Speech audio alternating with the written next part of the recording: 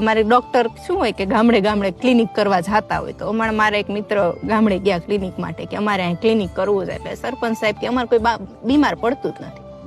અમે દેશી અને જે બધું દેશી ખાવા વાળા, દવા વગરનું, ઓર્ગેનિક કોઈ માંદા પડતા જ નથી, બીમાર થતા જ નથી. ડોક્ટર કે એમ થોડું હોય, કોક તો બીમાર પડતું હોય, તમને ખબર નથી? અમે 5.5 વર્ષ સાયન્સ ભણીને આવ્યા છીએ, આવડું મોટું શરીર હોય, એમને કોઈ માણસ હોય જ નહીં. અરે કે અમારે કોઈ બીમાર પડતું જ નથી. ઈ ચર્ચા ચાલતી હતી ને, એક નનામી નીકળી, રામ બોલો ભાઈ રામ. એટલે ડોક્ટર ને જરાક જુસ્સો ચડી ગયો. જોયું કે બીમાર પડ્યા વગર થોડું કોઈ મરી જાય? જો મરી ગયું ને પછી સરપંચે કીધું 6 મહિના પહેલા તારા જેવો ડોક્ટર આવ્યો હતો, ભૂખે મરી ગયો.